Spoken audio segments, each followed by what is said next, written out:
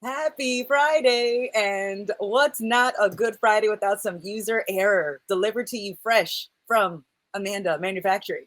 Um, so, oh my goodness, so glad.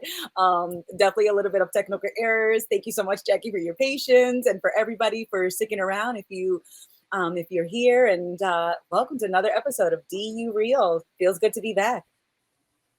Likewise, it does.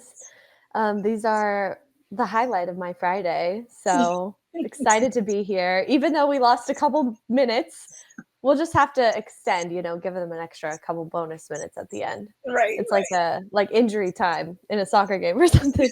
Anyway, uh, yeah, happy Friday, you guys. I am feeling just open and raw. I feel like I've been going through a lot of shifts internally and externally. And I know Amanda's been feeling that too with her move coming up, and pretty much everyone on the team right now. We're going through some big shifts collectively and individually. So just sort of trying to stay open to that and embrace it rather than holding on to the past and old ways of being and old habits that just make me feel comfortable in the moment, but then leave me feeling stagnant. And it's like you're wearing shoes that are too small, and like they're your favorite shoes. I guess you're used to always wearing those shoes, but they're hurting your feet now. And when you walk around in those all day, at the end of the day, your feet are sore and you're like, all right, might be time for some new shoes.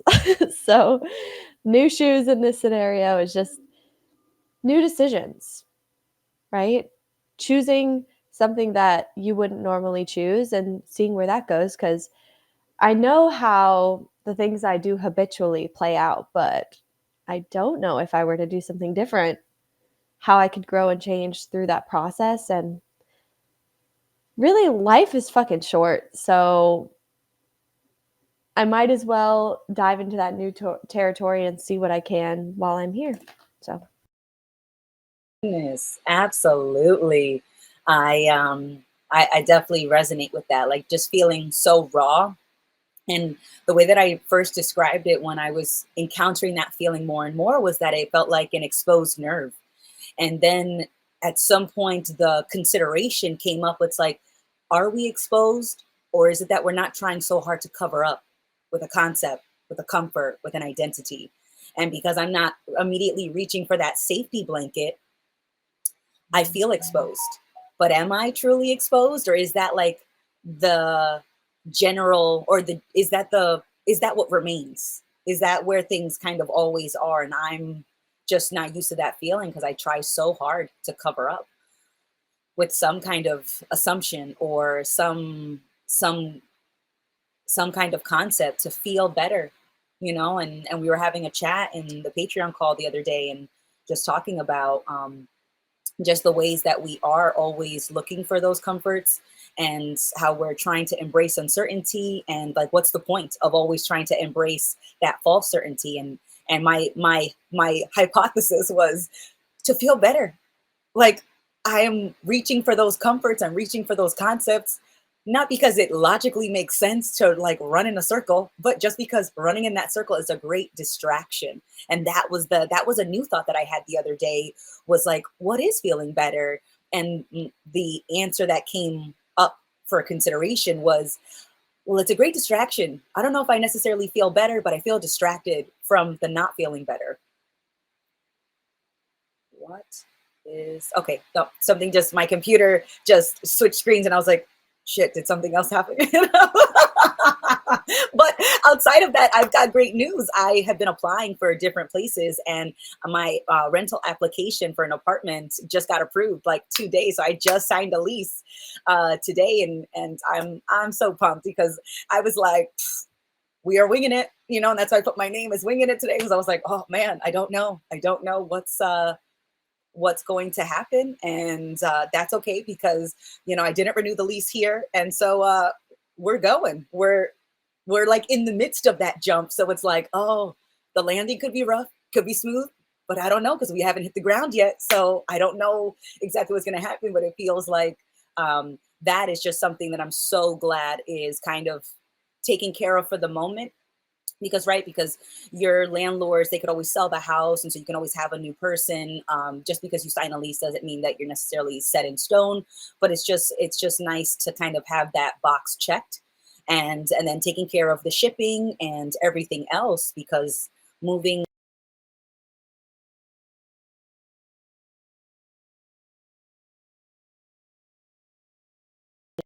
not always do you see the changes.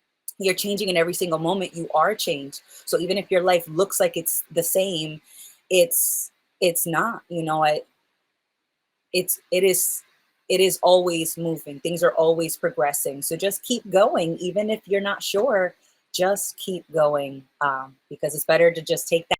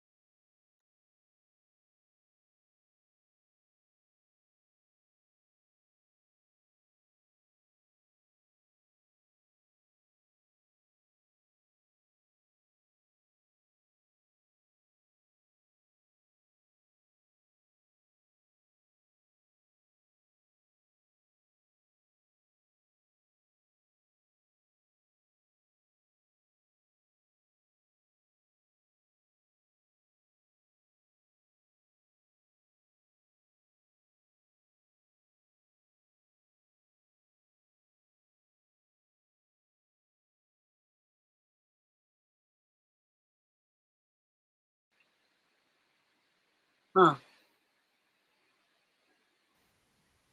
Can you hear me? Yeah, what happened? You know, I don't know. Oh my gosh, of course. This is just gonna be a bumpy but whatever, we're fucking rolling with it. Are we still live? Yeah, it was so funny. Okay. I just disappeared and then because you froze for a second, and then Yeah. I was like, "Oh, I thought it was me." No, it was definitely But me. No, it's definitely me. And I reloaded the whole thing, and yet it still keep. I'm gonna check. Are we live? It says we're live. I'm gonna double check just to make Hugo sure. just said, "And we're back," so looks like we're Oh, back. okay. All right. Thank you for checking for me. I appreciate it. And we're back. Alright, fuck yeah, but, congrats, Amanda, hell yes! I'm so glad you got a lease secured, so you'll have a place to sleep, that's a big that's a big, um, thing to cross off your to-do list, so, I just love how things start to work out, though, when you just fucking wing it and just see how things play out as they're playing out, but it can be really fucking scary to put yourself in that vulnerable position. But the next moment is always going to catch you. Even if you leap and fall flat on your face and everything goes wrong, you're still there and you can pivot and make a new decision, right? And it's not like you're going to cease to exist if something like that doesn't work out. And I love just embracing that mentality of winging it. That's like what this whole podcast is based on. And it's been a really fun practice for me just to show up and see what happens. And now I'm teaching a yoga class tomorrow in person for the first time, like with whoever shows up. And I'm really nervous and I've planned out the flow already. Like I already know what I'm teaching. Um, And now it's like I'm trying to memorize it and practice like giving the cues and all that shit. And I'm trying not to put too much pressure on myself to get it perfect. because it's never gonna be perfect, right? There, I could always teach it better. So it's just like I have to accept that it's just gonna be what it is. And then after I do that, I can do it again and do it again and like continue to refine, and my intelligence will just kind of work it out, rather than me trying to plan everything beforehand and be super prepared and control all the little details of everything that's going to go into the class, because that's really just a waste of time. And I've spent so much time doing that, just sitting back thinking, what kind of yoga teacher do I want to be? Like, what do I want my classes to look like? And the thing about thinking about doing things is it's actually not doing anything, even though it kind of distracts you from the moment you're actually sitting in where you're not doing the thing and you're kind of like living in this fantasy world where it's already taken care of. But that doesn't actually exist anywhere except for in your mind. It's kind of what you were saying with like the safety blanket of concepts or thought and security. Like that's all that overthinking and planning is a security blanket. But whether you have the blanket over your head or not, you're still existing out in the universe, none like the same way you always been.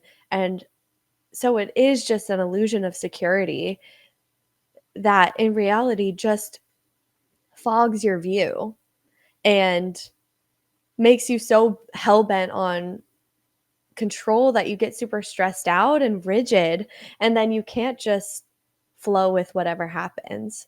And so tomorrow, as much as like I love the flow that I planned and I'm going to try and stick to the plan for the most part, I'm also leaving some space to just make shit up on the fly. And so yeah, I'm almost like not practicing too much as on purpose. And I'm excited to see how it plays out. I'm going to get, some pictures. I'm going to get some video footage to share. And I think it'll just be really fulfilling to push myself out of the nest yet again. Because I've been a little bit comfortable for a minute now, I have to say. And I'm ready for a new challenge because why the fuck not? Oh, hell yeah. I am so pumped to hear how it goes tomorrow. And that's always the best when you leave a little room for that spontaneity, when you leave a little room for potential, because when you have things that are so rigidly scheduled and there's a very strict itinerary, you can almost feel that suffocation, like the schedule is suffocating you to some degree. The structure is like so binding. So I like that you're intentionally leaving some room, some wiggle room, some winging it room. I'm like, yes, that is the best. The teachers that always resonated the most with me were the teachers that had a love for the subject, and they had a genuine curiosity about it, and I could feel that enthusiasm as they were teaching it, and that enthusiasm and that curiosity led to them being more motivated to learn about their topic or subject. And they were revered as like an expert in school, of course, but it was their love of still being a student in that arena that I always respected and appreciated. And it left room for that little bit of spontaneity. But if they had kept, that very strict, I'm a teacher, I know everything, there's nothing more that I need, everything is very structured, we've got our syllabus, those were the teachers that were the most unpleasant to learn from because they left no room. They left no breathing room. So I'm very excited to hear how it goes out. And then for you to tell us about like the ways that it surprised you, because usually I think that things are going to be a lot harder and scarier than they actually are. And then I go through and I was like, huh, that wasn't half bad. I love those moments.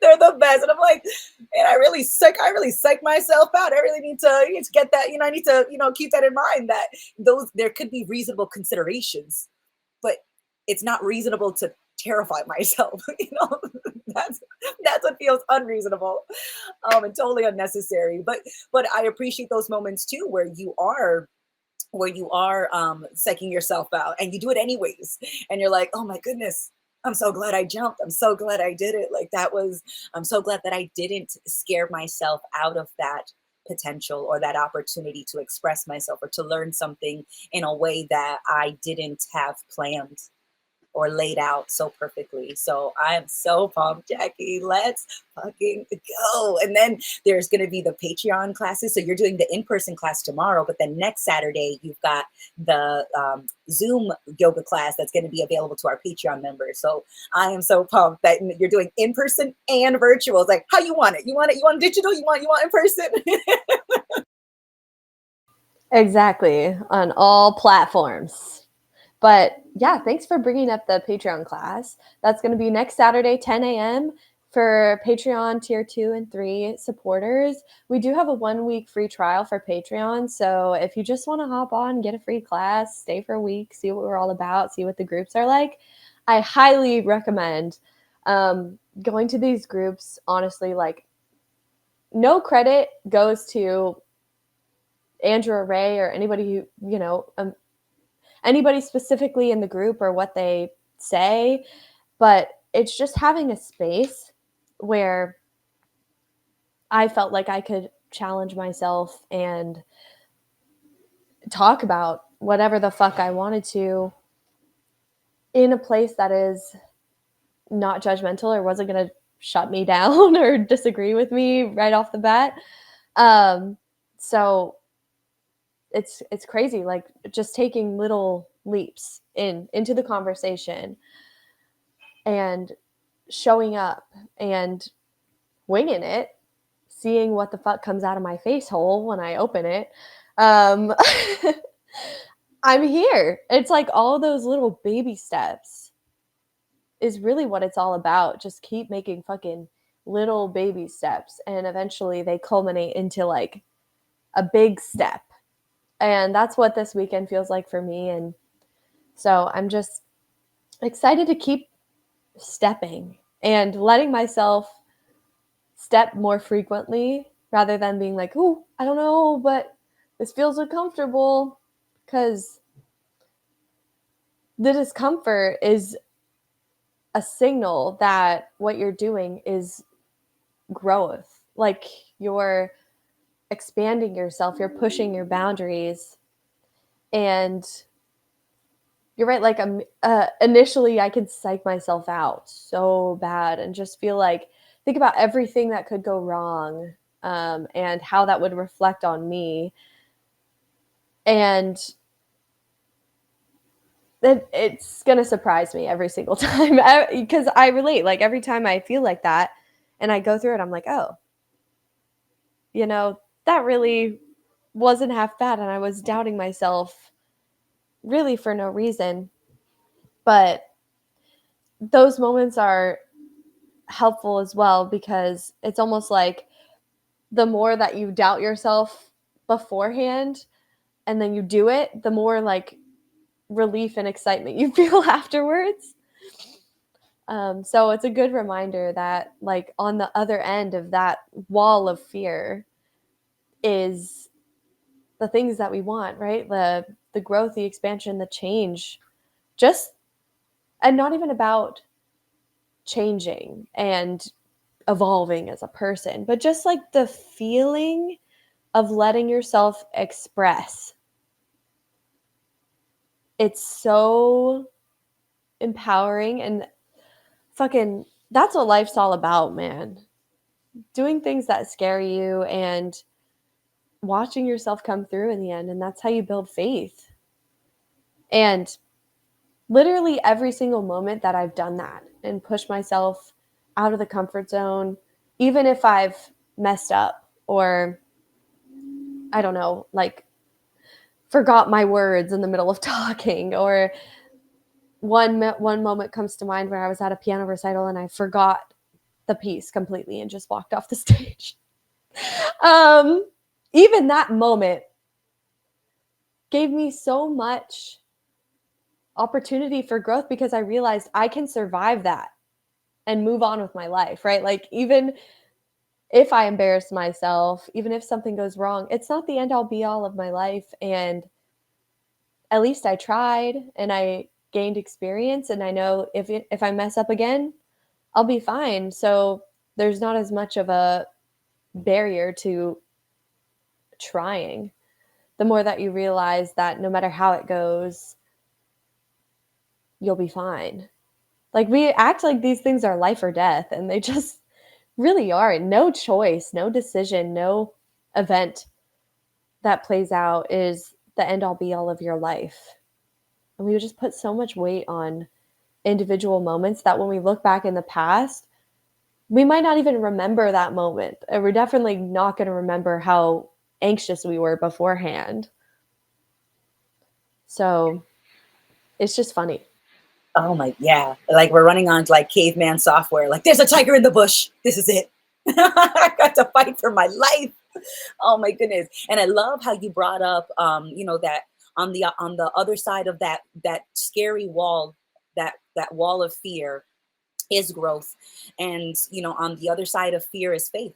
Like you do have so much trust in yourself, and then you do get to see how resilient you are. I used to love hearing when I was younger, the human spirit is an indomitable spirit. It's like we are so resilient, we are so clever, we are so innovative, and we tend to be the most innovative and the most resilient when we're not thinking about how well we're doing, when we're not thinking about what that means about us. You're just moving forward anyways. You're just taking that leap anyways. You're taking that leap of faith because you're trusting yourself to figure it out.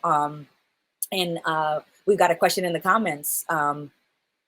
Do you guys ever make a choice and no one in your existing world understands it because it doesn't match what should be done according to them, right?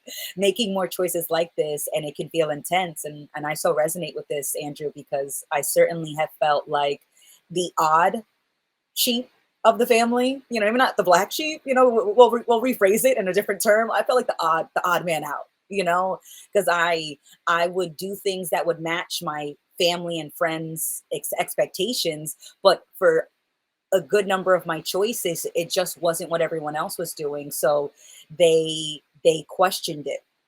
But ultimately, it was, does their opinion matter so much that I don't want to make this choice? Is the question I kept asking myself. Is it worth not making the choice to not hear the disapproval? Could I live with that? Because I'd have to. And it's, what do you want to live with? Do you want to live with meeting people's expectations, or do you want to live with the choices that you're making because it makes sense to you? And of course, there's not that there's not considerations. When I make a choice, I don't have any children, I don't have a significant other, and I don't have any pets, right? So a lot of my choices are only going to impact me. If they impact anyone, it's very minimal. So I take that into consideration. When I make this choice, am I putting anyone out? Am I making anyone homeless? Is anyone losing their job? Is anyone going home to bed hungry? Like, am I keeping an opportunity from someone else? Am I withholding something? Like, if that's not happening when I'm making these choices, then other people's complaints are circumstantial at best. It's, oh, you don't like it? I think I'm not going to lose sleep because you don't like it. I imagine, right? Because and it's vice versa too. When someone else is making choices, I'm not losing sleep over it, and neither are they. They're not losing sleep over my choices. Not really. I think for the most part, I'm just a distraction. When my family members would tell me something that they didn't like it's because they were uncomfortable. But then, when I told my family recently about all my plans, they were like, and I heard this from my friends too, and they're like, you know, if anyone else had told me that they were going to do this, I'd be like worried about them. But this is so you, Amanda. This is very much what we expect you to do. You live for you, and you take those plunges and you make those jumps. And I have such a history of doing that, and still coming back around. And that was the best part, I think, for with the way that I handled it, was that they were upset. They didn't like it, and I did it anyways. But I never held that against them. I still came back around when it worked for me and my schedule. And I was like, hey, what's up? just came back from my last adventure and it blew up. Let me tell you how. Do you want the details? Take a seat. Or it worked out in an unexpected way. And I was like, oh my God, it was crazy. It took me in this unexpected direction. Take a seat. I want to tell you everything. So either way, even though I kind of, you know, your feedback is noted and disregarded, swipe that off the table, you know? And as much as I would do that to people, I would always come back and share what had happened afterwards and how I owned it. And when things did blow up in my face, I was the one working 2 to 3 jobs to pay off $20,000 in credit card debt over 2 years. I was the one who was, if I found myself in a hole, I would put the shovel down and I'd figure out a way out that hole. And so anytime I made a choice, I owned it, whether it worked out well in their opinion and in mine, or whether it didn't. I own my choices. And that's why, you know, my family has learned to take it or leave it. Because at this point, I'm the adult and I'm not asking you for your permission. I'm not asking you for your advice. So either you want to listen to how I'm living my life, and I can remind you that I'm also not telling you what to do with your time, money, and what and your opportunities. And if you want to brainstorm, oh, I love a good brainstorming session. So you want to brainstorm, you want to make it to the moon in a rocket ship made of corn.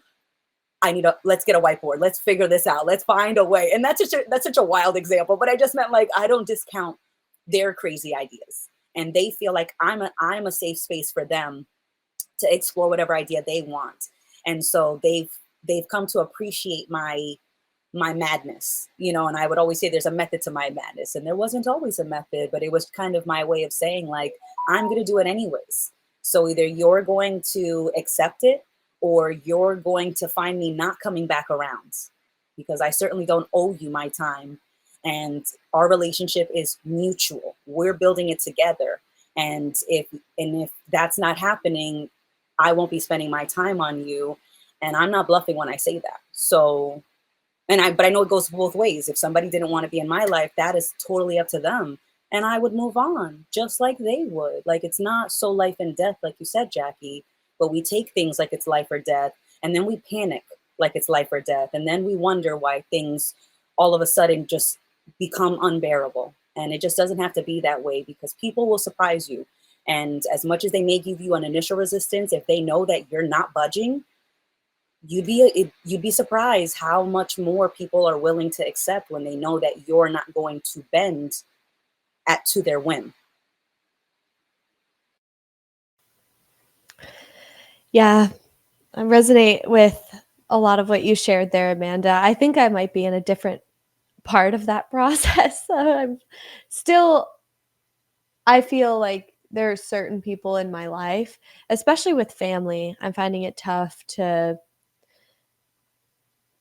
be like fully, I'm going to do whatever the fuck I want. And if you don't like it, bye. Like, part of me is still very attached to my family. And, I grew up constantly seeking validation from my parents, from the way I was living, and the rest of my family. I wanted them to be proud of me, and in order to feel like I was doing the right thing. And I used that as my barometer for a long time until recently, a couple years ago, I realized that, you know, making choices for everyone else wasn't actually making me happy. And I got to a point where it was like, okay, well, I can keep going down this path and lose myself along the way, just keep denying myself and, the things that I genuinely want to do that are still going to be there in the back of my head every day when I wake up. And like you said before, you're the one that has to live with yourself.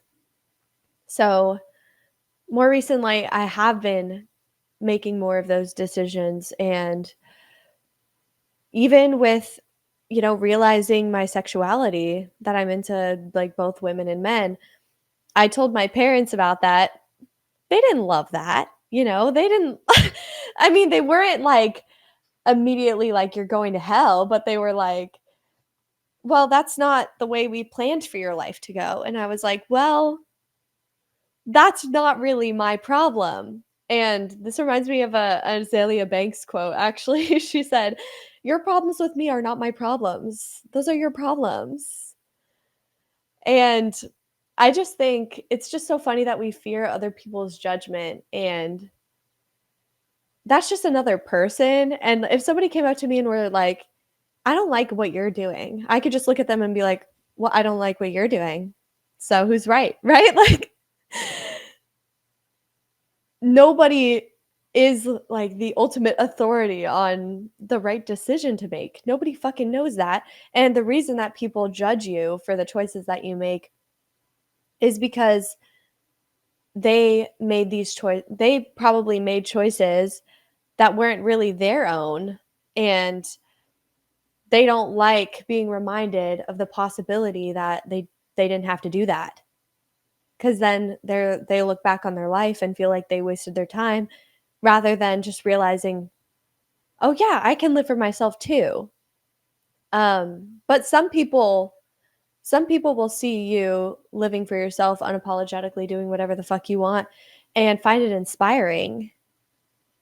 And I like to think about that too. Like with every choice I make, there's going to be people that agree and people that disagree. And you can't please them all. And whose opinion do I care about the most? My own, right? Because I have to live with myself and the choices that I make. But it can be tough to,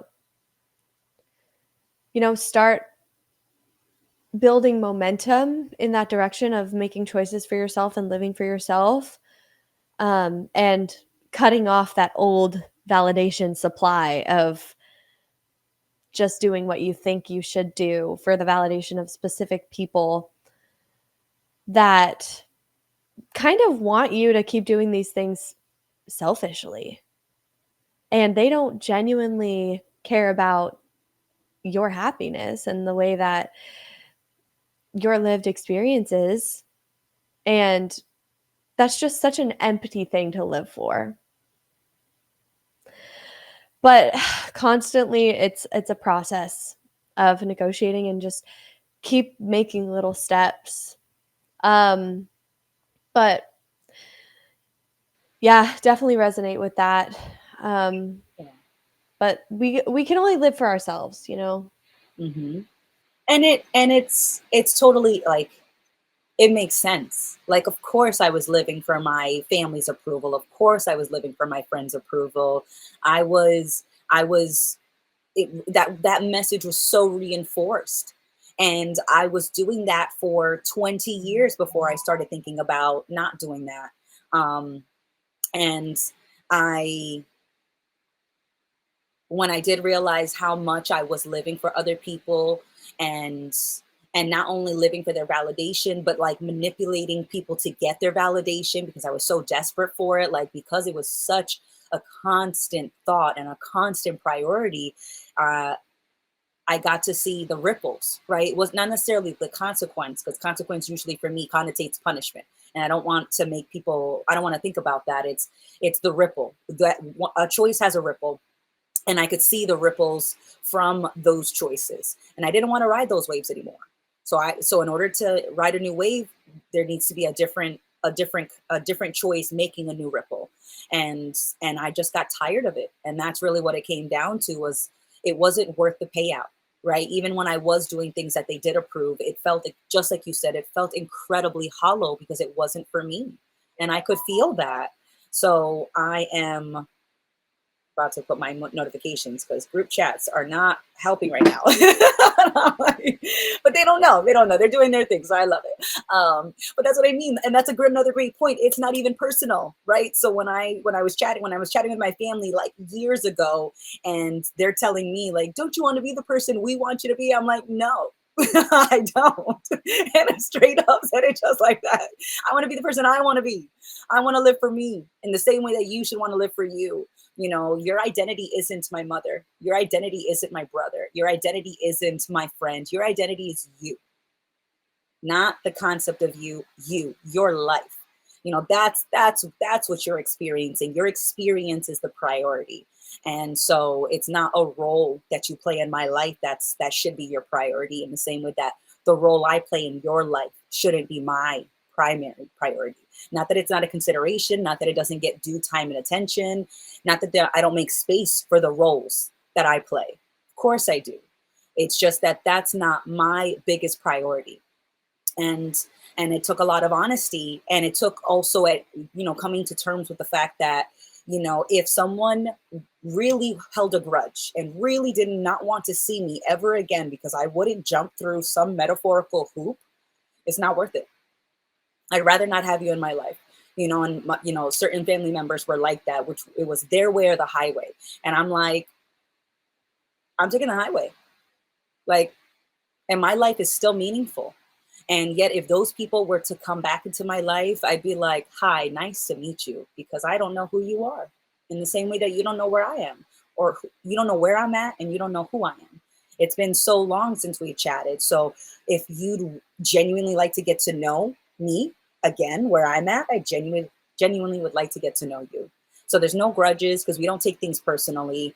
And when I do find myself taking things personally and getting frustrated at work or with friends or with people, I'm like, what expectation did I create that has not been met?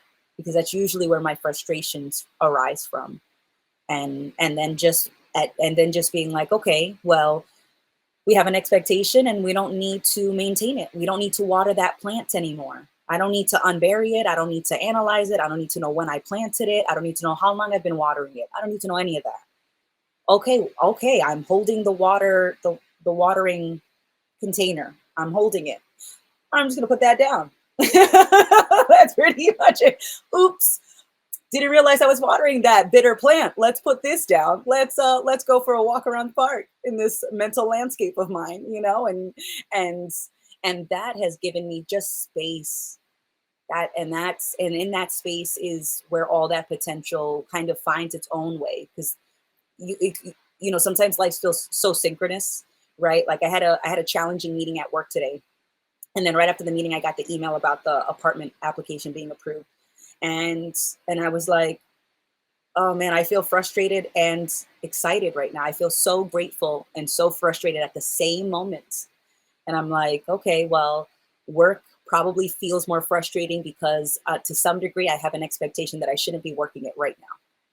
And I'm so happy that the application got approved. But that doesn't mean anything on either front. What else can I do?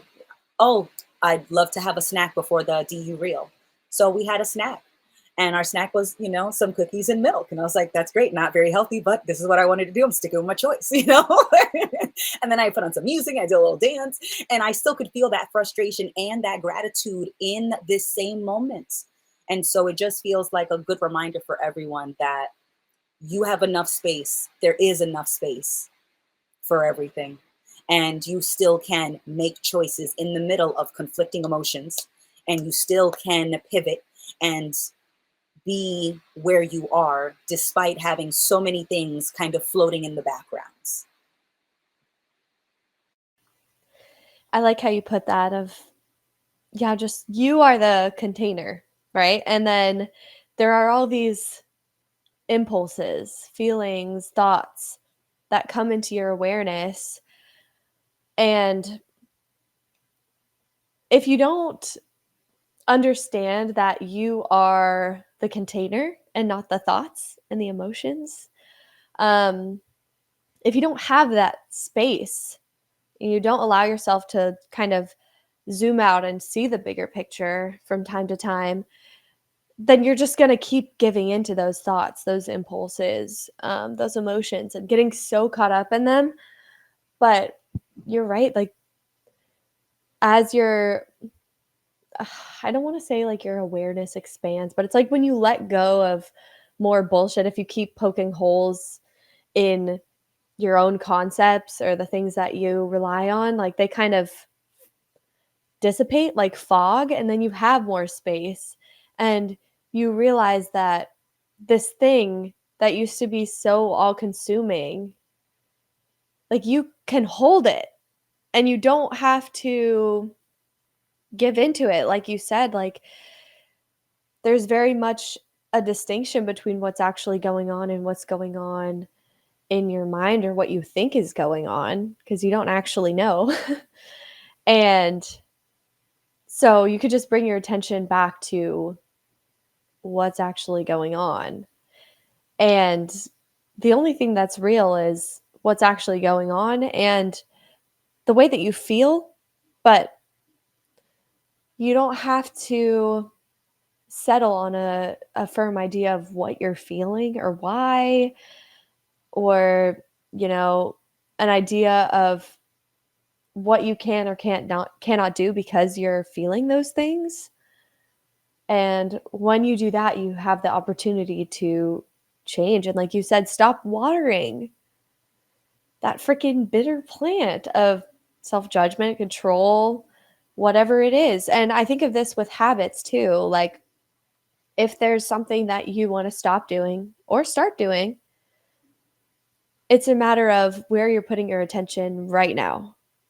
And if you want to stop something, you don't have to figure out why you started or look back and beat yourself up for all the time that you spent going down this path, because that's really just watering it with your attention. But you can just stop, and then you stopped. It's like when you quit whatever, smoking cigarettes or something, you have to eventually just stop. And then stick with that and go down a new path and water new plants. And no one plant in your garden of awareness deserves all of your attention. You know, you can put a little here, a little here, a little here, and then you have a beautiful, bountiful, diverse garden. And the plants kind of work together and they have like a symbiotic relationship when you're doing that. And as opposed to if you're only watering one plant, it's taking over the whole garden and sucking the life out of everything else. So that's a good way to think about like balance, because it's not that you only should be thinking about yourself and only about what you want. Like you can have space for other people's considerations, but like you said, like it shouldn't be your number one priority. That's the only difference. Rather than like putting other people up here, or society, or like even your idea of yourself up here versus down here, what you want to do, like it should be a little bit like this. Or balanced at least, you know, just because we only get fucking one of these. And I remember that I have a clock above my head ticking down constantly, and I don't know where it's at. You know, I could have another day, I could have another 5 years, I could have another 10 years. But what do I want to do with that time? How do I fucking want to live? It's only for me. Like my life is my own, and it's funny that I've been like allowing other people to drive, or like purposely wanting to sit in the passenger seat because it feels like too much pressure, but that's just the biggest waste of potential. So we're not doing that anymore. No, no, no. Or not as much, you know. We're not gonna make wild claims over here. True, true. If it No, I'm perfect now. I got it figured out. oh I'm snap, I'm shit. enlightened, Let me catch up, Jackie. I'm not there yet. No, you know. but just giving yourself that space, right? Because we don't want to go from one end of the spectrum to the other and plant our flag and say, I live here now. It's being okay in the shades of gray, and swinging from one side, one extreme to the other, and being okay with the potential of that, and not putting this new pressure to now not ever do that, because like you said, you're still watering that plant, even if you're saying like, I'm never gonna water it again. I'm like, that sounds like watering. That sounds like watering that plant. You're just using a different hand. You went from the left hand, you switched it. You're like, oh, I'm not. Look at, see, I'm not watering it. Like, not noticing that you just switched hands and you're still watering it with the other hands. Like, That's cognitive dissonance right there. oh my goodness. Oh my goodness. That is a great. I like that. I like that analogy. I love being able to picture things, because it kind of makes it. It kind of gives it your brain something to chew on, when it can picture an image of an example, and because sometimes you almost need to see it before you like before it clicks, and that's okay, but sometimes it's just your gut and being able to trust yourself, like this just doesn't feel authentic to me, this just doesn't feel like it resonates with me, is honest with me, whatever word you want to use, it just doesn't feel like the expression that I want to make right now. And you could use any word to describe that, and being okay with kind of finding your footing. And like I'll go out, and I'll be hanging out with a group of friends, and I have a tendency to be the loudest person there, and that's totally fine with me, because I keep that in mind, and I'll rein it in. But for the most part, I'm usually the loudest person there, and usually the quieter people that hang out with me are like, how do you do it? I'm like, I just shoot my shot. Like I just keep shooting. Like that's how you get better. Just put in your reps, and just kind of expect that when you're beginning a new habit and you're beginning to pivot and transition into a new pathway, it's usually rough and kind of messy and kind of jagged, and just it's not fluid usually in the beginning. It's like expect that. Expect when you're learning how to make rice, you're gonna burn the first 10 pots, like just almost expect it, to some degree, or at least don't be surprised by it that it could happen, because it's like you're just finding your footing, and it's not going to have that fluidity of 10,000 reps in. It just couldn't. So also having this like unreasonable expectation for perfection when you do pivot, when you do change, is a lot of the reason why people struggle in their first few reps, in their first few attempts. And they're like, I'm overthinking, and I just can't understand it. Like I don't I see the benefit of not thinking. And it's like, yeah, but you just put so much pressure on yourself to just all of a sudden not think. That's a lot of pressure. That's a lot of weight. And if you're trying to change the choreography, and we use this example in our episode that we recorded this week, it's very hard to change the choreography when you're covered in weights, ankle weights, wrist weights, of weighted vest. It's very hard to change the choreography when you have additional unnecessary weight on you, and you don't have to. You take off that weight. It's not that it disappears. It's just on the other side of the dance floor. You put the weight down, and it's a lot easier to move.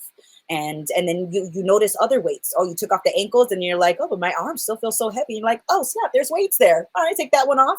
And it's like and we talked about this in a Patreon call, where it was like when you discuss muscle spasms, and sometimes you have a back spasm and you can't move. And as much as you'd love to flip a switch and have all of your muscles relax, you really can't. In my personal experience, you have to relax one muscle at a time until the whole body gets to a state of relaxation where you can get off the floor and lay down or take a hot bath or something.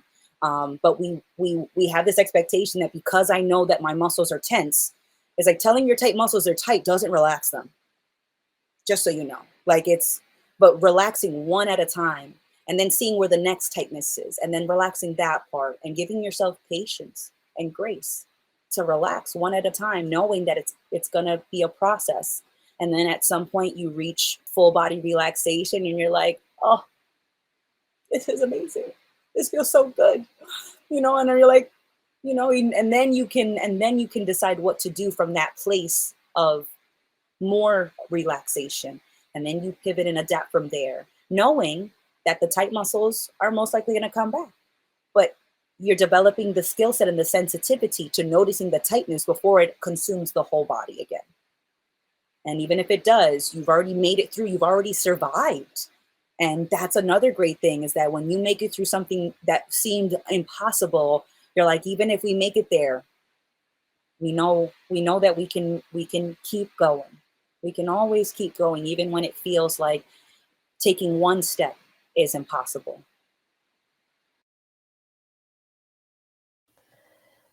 I like that you brought up the fact that when we decide to change, we kind of just want it to be perfect and instant and not be this long, difficult process of like chipping away at something that we spent so much time building. Because I definitely struggle with that. Like, there are all these things that theoretically I want to do. And it's because I imagine that when I make that change, everything is going to be better. It's going to be easier. I'm more caught up in the idea of change rather than the reality of change. And I think that's what gets in our way, is that we romanticize the end result so much. But the true like fulfillment and feeling yourself change is in the small baby steps, right? And your day-to-day life, how it starts to look different. Um, but you have to be able to have patience with yourself. Like it can't be about you. If it is, you're not going to be able to deal with the initial hardship, with the initial struggles and failure, because it'll be too much for your ego. So it really just has to be making a different choice for its own sake. Looking at the ripples from the previous choices and knowing that's not something you want to repeat, and then making a different choice. And yeah, I always think back of the example of just like a clogged pipe. Like if there's a sink in your house that you don't usually use, and then you turn it on one day, in this example, making a different choice, right? You turn it on, the water is going to come out brown, probably a little murky. There might be chunks in it. And you're like, oh man, this is not the expected result. But you kind of have to work through all that bullshit. And that's the discomfort coming up. That's the change happening. And so if we look at it like that, we can start to build an appreciation for the struggles that we go through, the discomfort that we face when we initially make a new choice. It's like, there we go, clearing out the bullshit, right? And yeah, facing that shit is uncomfortable. But then once the water starts flowing clear, you're like, oh man, that was so worth it. But it takes being able to get through that initial discomfort. And then eventually you're going to want to make a new different choice. So it's not about settling on any one choice that you decide to pursue as being like the right choice, because there is no right. It's just, what the fuck do you want to do? And it's going to be a continuous process of, you know, ups and downs. And you have to have the humility and the patience to ride those waves without getting too caught up in what it means about you, because that just makes the whole ride really lame. Like we were talking about in our episode before, or on Wednesday, about like riding a roller coaster and gripping it so fucking tight and being so scared um the whole time, and kind of wasting the experience where you otherwise could have just leaned in and embraced the uncertainty of it. So yeah, learn to ride those fucking waves without trying to even figure out where you're at or where you're going, because you can't know. No, you can't. You can't. And Andrew brought up a good point in the comments. Remembering that the response to different choices isn't personal definitely helps. And another consideration is that usually the responses that we worry about the most are the ones that on some level we agree with. Right. And that's why it rubs us the wrong way. It's because to some degree, you agree with the criticism because you used to share that mentality. So it's like, oh no, I could be a failure. Oh no, I do value success. Shit. Like that, there's like that lingering mindset and that lingering criticism that you also share with that person, with that either family or friends. Because if somebody, let's say you've never seen a unicycle in your life and somebody's like, you'll never be the world's greatest unicycler. And you're like, yeah. Like it doesn't bother you. But if somebody's like, you know, you're breaking your mother's heart on some level, I worry about that. I think about that. oh no, am I being a bad daughter? Because I valued that. So the responses that usually rattle me the most are also the ones that on some level I agree with. And I'm okay with the fact that on some level I do agree with that, but it's not the only thing there. It's not the only consideration. It's not the only priority. And so I prioritize something else, my experience over that old criticism that I also used to judge myself and others by. And that also is helpful as well. It's not personal when other people do it, and when it feels personal, it's because you agree to some degree, and it's okay to acknowledge that, and to just know that, oh, that plant is in my garden, and I don't need to water it right now, but it's there. That's okay. I'm gonna water this other one, my experience plant, and it is thriving. It's grown a new leaf today, you know. That's such a beautiful analogy, right? Of, yeah, it's a plant in my garden. And just because it's there doesn't mean I need to make it the center of my attention. Um, but excellent reminder, like, we only fucking give a fuck about the judgments that we hold of ourselves. Because, like you said, I wouldn't be offended if somebody called me a bad unicyclist at all, because I've never unicycled in my life. And when you realize that, you can see moments where you get your feelings hurt, take shit personally, judge yourself as like an opportunity to see what you're still attaching to. And rather than taking that discomfort and throwing it back in the face of whoever triggered you, I guess, or whatever situation triggered you, you can take that in. And that's actually getting better. Like, the difference between feeling better versus getting better. It feels better to react and to project and to make yourself feel better and tell yourself that you're right.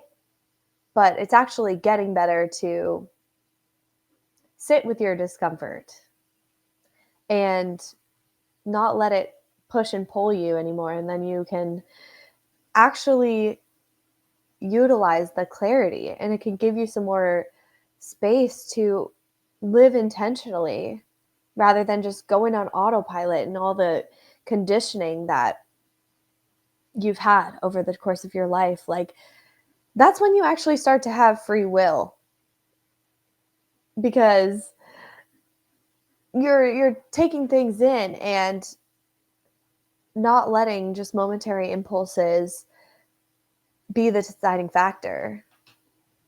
And your life changes really quickly, even though, you know, don't expect that to happen. Don't like look forward to the change. It's already happening, but it's just interesting. It becomes a lot more clear, like, what's genuinely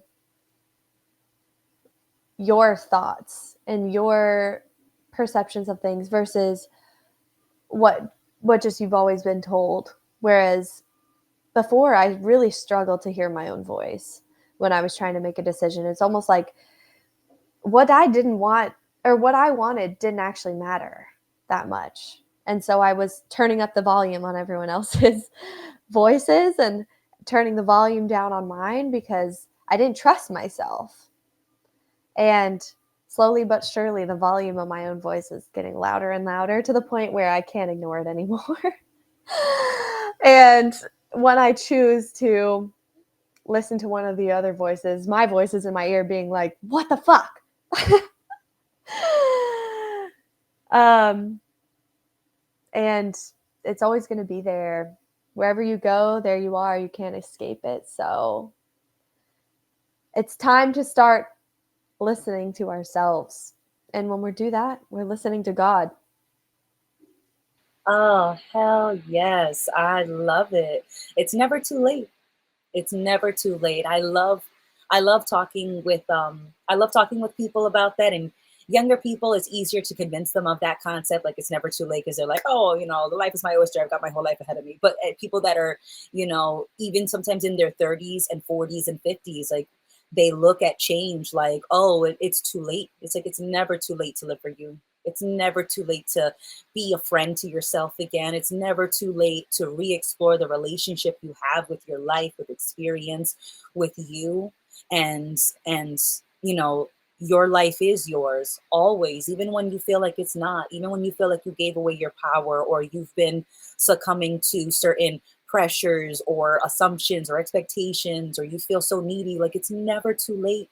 You always have the opportunity, because potential is always right here, and we're always right here. So it's never too late to live for yourself, to be, to give yourself some grace, to give yourself some patience, to pay attention to what's happening, and to make the most of the cards you have in your hand at this moment. And just like in a card game, you get new hands. You get a new hand every day. Play the hand that you have dealt, but you play the best hand when you're paying attention to the whole game, not just to your cards. So I think that is a great place for us to wrap up. And we stood on for an extra 5 minutes. We balanced it out. And just an announcement that we've got the yoga class tomorrow, which is in person, but the Zoom yoga class on next Saturday, 10 a.m. Pacific time, which would be, is that 1 p.m. Okay. The time conversion. Thank you, Jackie. And then the Colorado Denver retreat later this month. So I'll put up the QR code for that, and definitely join the Patreon episode, the yoga class next Saturday. And if you can, join us for a retreat in Denver, Colorado next May 30th through June 3rd. Yeah, hop on that retreat. I would be there. Unfortunately, I cannot, but please go and smoke a joint on the couch for me, because at the last retreat, I was so pissed I couldn't smoke in there. I know. So, yeah, you'll be living your best life. You can fucking bring a bong to your bedroom and hit it in your bed. Like, how magical is that? Heaven on earth, people. That's what it looks like, is a fresh sanitized glass bong in your bed. Dinner for two, please. No. Oh my All God. right, but yeah, we'll catch you guys next Friday for another episode of Do You Real? Same time, same place. And enjoy your weekend. Thanks for tuning in. Thanks, everybody.